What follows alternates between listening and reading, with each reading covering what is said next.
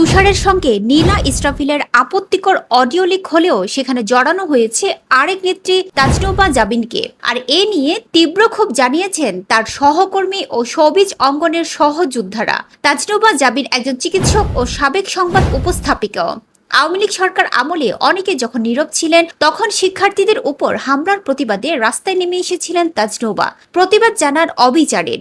এই বিষয়ে নির্মাতা আশফাক নিপুণ বলেন, ডাক্তার তাজনুবা জাবিন জীবনের ঝুঁকি নিয়ে ছাত্রদের পক্ষে ঢাকা বিশ্ববিদ্যালয়ে দাঁড়িয়ে লড়ছিলেন। মিথ্যা প্রপাগান্ডা দিয়ে তারই চরিত্র হননে নেমেছে তারাই, যারা সেই সময় পলাতক ফ্যাসিস্ট সরকারের কোলে বসে বা বিদেশের নিরাপদ মাটিতে নরম রোদ ওম নিতে নিতে রসুন বুনছিলেন। তাদেরও একদল এখন বিদেশে পালিয়ে আরেক দলের দেশে এসে কষ্ট করার সাহস নাই। কিন্তু ডাক্তার তাজনুবা ঠিকই দেশে আছেন, মানুষের অধিকারের পক্ষে নিরন্তর কথা বলে যাচ্ছেন।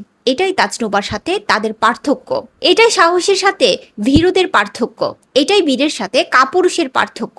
অনলাইন এবং অফলাইন সর্বত্রই তাজনুবাদের মতো সাহসী এবং যে কোনো নারীর চরিত্র হনন সামাজিকভাবে বন্ধ হোক, বাংলাদেশ সকল নারীর জন্য নিরাপদ হোক। এনসিপি জানিয়েছে, জুলাই গণ অভ্যুত্থানের সাহসী নারী নেতৃত্বের মধ্যে সম্মুখ সারিতে ছিলেন এনসিপির যুগ্ম আহ্বায়ক তাজনুবা জাবিন। সাহসী নারীর নেতৃত্বে এগিয়ে যাবে এনসিপি, এগিয়ে যাবে নতুন বাংলাদেশ।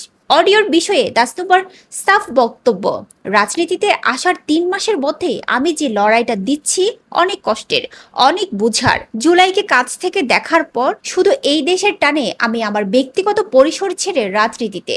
আপনাদের কাছে অনুরোধ, এই মিথ্যার বিরুদ্ধে কথা বলেন, নারীদের রাজনীতিতে আসতে এভাবে বাধা দিয়েন না।